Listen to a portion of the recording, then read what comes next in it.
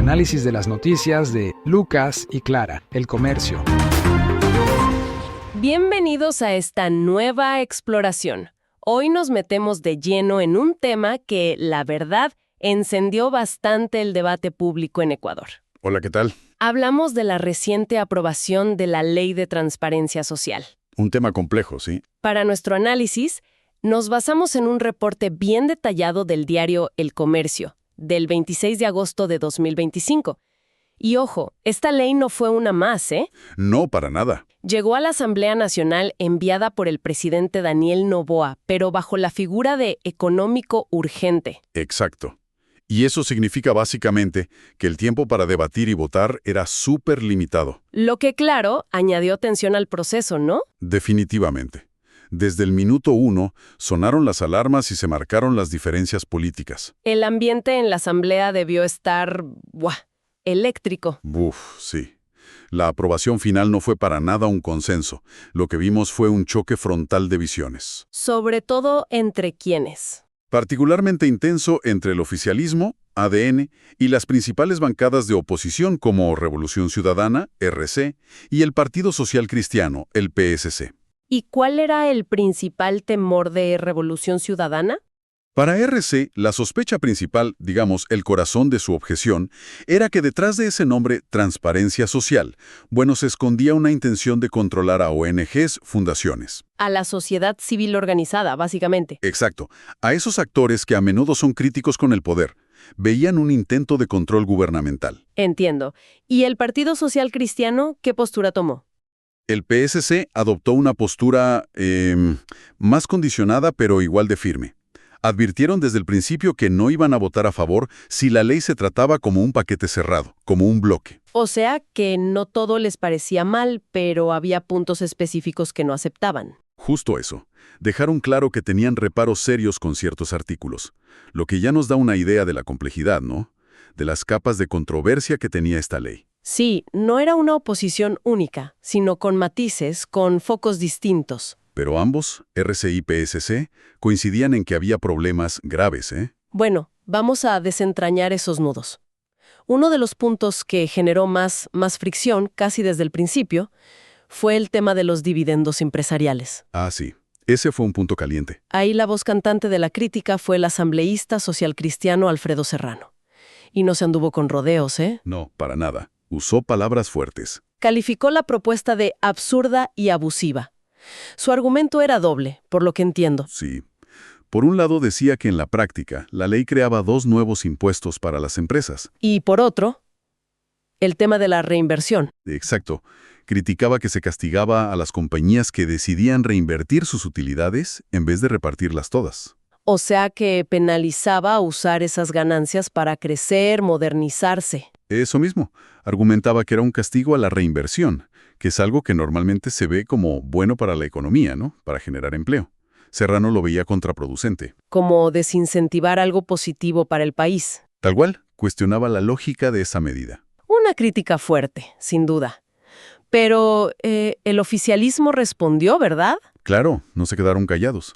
La bancada de ADN, a través de Michelle Manchenu, que además era la ponente del proyecto, ¿Qué dijeron ellos? rechazaron de plano la idea de nuevos tributos. Su contraargumento fue que la ley no inventaba nada, sino que buscaba asegurar que se cumpliera una obligación que ya existe en Ecuador desde hace tiempo. El impuesto sobre los dividendos. Exacto, sobre los dividendos que sí se distribuyen. Y aquí es donde la cosa se pone interesante, porque el oficialismo planteó un problema concreto que querían resolver.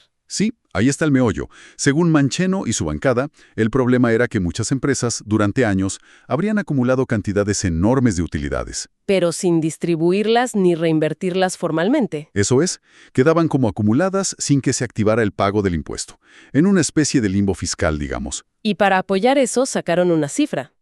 Sí, una cifra impactante. Datos del SRI, la autoridad tributaria. Decían que en la última década se acumularon más de 29,000 millones de dólares en utilidades no repartidas. 29,000 millones. Es una cantidad astronómica, la verdad. Y ese dato se convirtió en el argumento fuerte del oficialismo para decir, oigan, no creamos un impuesto, buscamos que se pague lo que corresponde por esas ganancias que están ahí quietas. Ciertamente. Esa cifra cambió un poco la narrativa del debate, ¿no? Permitió al gobierno decir que era un tema de evasión o elusión fiscal. Claro, de recuperar ingresos para el Estado. Pero, incluso con esa cifra sobre la mesa, las dudas seguían. ¿Eran todas esas utilidades realmente improductivas? ¿O parte eran reservas legítimas para invertir o para imprevistos, como decía el PCC? Un punto clave que seguro seguirá dando de qué hablar en lo económico. Pero las controversias no pararon ahí. No, que va. Las acusaciones se volvieron más políticas. Desde Revolución Ciudadana, la asambleísta Liliana Dorán lanzó una advertencia muy seria. Dijo que el propósito real de la ley no era la transparencia fiscal, ¿Sí, no? sino la persecución política. Persecución. Esa es una palabra fuerte. ¿A qué se refería? Sostuvo que la ley permitiría al gobierno acceder y potencialmente exponer información privada de opositores, activistas, líderes sociales. O sea, usar la transparencia como excusa para vulnerar la privacidad. Exacto. Y poner en riesgo a esas personas. Fue en ese contexto que le pusieron un nombre muy particular a la ley. La llamaron ley trole, cierto, escuché ese término. Justo así, la bancada correísta la bautizó. ¿Por qué trole? Porque denunciaron que el gobierno aprovechó esta ley urgente para meter de contrabando, así dijeron. Otros temas. Sí, temas que no tenían que ver directamente con la transparencia social. Mencionaron reformas a la ley de minería, cambios en la liquidación de empresas públicas. Vaya, temas importantes que merecían su propio debate seguramente. Claro, eso decía RC, que no debían colarse en una ley urgente sobre otro asunto. Y fíjate qué interesante, porque en este punto del procedimiento, el PSC coincidió con RC. También criticaron eso. ¿Sí? Alfredo Serrano también criticó esa práctica. Dijo que era una mala costumbre en la Asamblea eso de cambiar los textos entre el primero y el segundo debate. Que metieran cosas nuevas a última hora. Exacto. Argumentó que eso dificulta el trabajo legislativo serio, que no se puede analizar a fondo lo que se vota. Una crítica al proceso en sí, sobre todo con la presión de la urgencia económica. Entiendo. Pero más allá de la queja por el procedimiento, el PSC tenía una preocupación todavía más grande, ¿no? Una línea roja para ellas. Sí. Y esa línea roja tenía nombre y apellido. Instituto Ecuatoriano de Seguridad Social, el IES. Ajá. El punto que les encendió todas las alarmas fue una disposición transitoria específica, la sexta. ¿Una disposición transitoria? A veces los detalles técnicos son los más explosivos. Totalmente. Y este es un ejemplo claro. ¿Qué decía esa disposición sexta? ¿Por qué tanta polémica? Bueno, en esencia, lo que hacía era crear como un escudo para ciertas entidades públicas. Impedía que el IES les cobrara multas, intereses y recargos por deudas acumuladas. ¿Deudas de qué tipo? De aportes de trabajadores, fondos de reserva, otras obligaciones patronales. La condición era que esas deudas vinieran de entidades públicas liquidadas o fusionadas, y que sus deudas las hubiera asumido otra entidad del Estado. A ver, para entender bien. Si una empresa pública quebraba y sus deudas con el Seguro Social pasaban a otra entidad estatal, el IES ya no podía cobrarle a esta última ni las multas ni los intereses. Esa fue la interpretación y la gravísima preocupación que expuso Serrano. Y estamos hablando de dinero de los afiliados, de los jubilados. Precisamente. Serrano fue incluso más allá. Según él, la disposición no solo perdonaba multas y recargos, sino que podía afectar también al cobro del capital principal y los intereses normales de esas deudas. Pero eso es gravísimo. La alarma que hizo sonar fue que eso violaba directamente la Constitución de Ecuador. ¿Por qué inconstitucional? Porque la Constitución ecuatoriana protege mucho los fondos de la seguridad social. Dice que son autónomos, que pertenecen a los afiliados y jubilados y que el Estado no puede usarlos para otra cosa. Claro. Serrano argumentó que perdonar deudas al IES, aunque sea a entidades públicas, es como meterle la mano al bolsillo de los afiliados. Su frase fue lapidaria, resonó fuerte. Este artículo es inconstitucional. No le metan la mano a los recursos de los afiliados.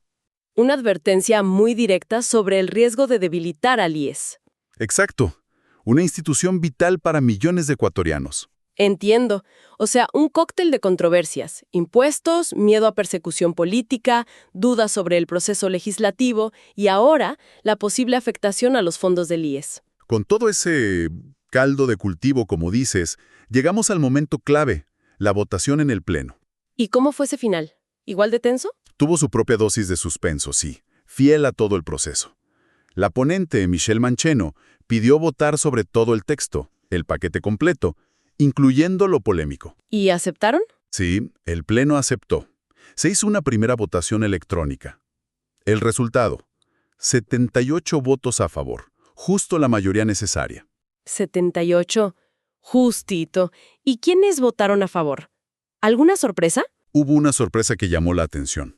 Entre esos 78 votos estaba el de una asambleísta alterna de Revolución Ciudadana. ¿De RC? Pero si ellos estaban en contra. Exacto. Eso generó confusión y revuelo inmediato, porque la postura oficial del bloque era de rechazo total. Ese voto disidente, aunque fuera de una alterna, echó más leña al fuego. Pero la cosa no quedó ahí, ¿verdad? ¿RC protestó? Para nada. Inmediatamente levantaron una protesta formal. Alegaron un error técnico en el sistema de votación que afectó el registro del voto de una de sus legisladoras principales. Decían que el voto registrado no era el que ella quería marcar. ¿Y qué pasó entonces? Pues ante la duda sobre la fiabilidad del resultado, la presidencia de la Asamblea tomó una decisión: repetir la votación. Repetirla, para despejar dudas. Exactamente. Se anuló la primera y se convocó a una segunda. Imagínate la tensión en el hemiciclo. Me imagino. ¿Y el resultado final? Idéntico. 78 votos a favor. La ley se aprobaba. Increíble. Los mismos 78. El número sí, pero la composición cambió un poquito. En esta segunda vuelta, el voto clave que aseguró la mayoría vino de una legisladora de ADN, del oficialismo. Una que antes se había abstenido. Esa misma. En la primera se abstuvo, en la segunda votó a favor. Y así, con ese voto, y a pesar de toda la controversia, el gobierno logró aprobar su ley de transparencia social. Pasó, pero como dicen, con forceps, ¿no? Y dejando mucha polémica. Fascinante.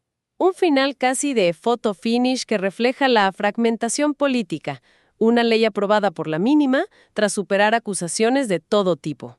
En resumen, lo que vimos fue la culminación de un proceso legislativo muy tenso. Una ley con nombre de transparencia y urgencia, pero recibida con muchas sospechas. Críticas por todos lados. Control civil, impuestos encubiertos, procedimiento legislativo. La inclusión de temas ajenos y, por supuesto, la advertencia gravísima sobre los fondos del IES. La ley se aprobó, sí, pero las preguntas y las preocupaciones que dejó siguen ahí. Queda claro que esta ley tocó nervios sensibles y mostró lo difícil que es lograr consensos en temas de fondo. Y justo ahí, creo, hay una reflexión importante que nos deja este caso, y que vale no solo para Ecuador. La transparencia y la lucha anticorrupción son objetivos necesarios, nadie lo duda. Claro. Pero cómo implementar medidas para lograrlos plantea dilemas complejos. Y esto nos lleva a una pregunta final para quienes nos escuchan. ¿Cómo puede una sociedad encontrar ese equilibrio tan delicado entre la supervisión estatal necesaria para rendir cuentas y, por otro lado, proteger la autonomía de las organizaciones civiles, la libertad de asociación y, fundamentalmente, la seguridad de los fondos sociales como los de la seguridad social, que son vitales? Una pregunta fundamental, sin duda, y sin respuestas fáciles. Seguramente marcará debates futuros. Y con esa reflexión, cerramos nuestra conversación detallada de hoy sobre la Ley de Transparencia Social en Ecuador, basándonos en la información del comercio. Esperamos que este análisis les haya aportado claridad y contexto. Si esta charla les ha parecido útil, si valoran este intento de ir un poco más allá de los titulares, pues les agradecemos muchísimo que consideren suscribirse y compartir este contenido. Su apoyo nos ayuda a seguir con estos análisis. Muchas gracias. Muchas gracias y hasta la próxima. Comenta, suscríbete y comparte. Más información en www.elcomercio.com.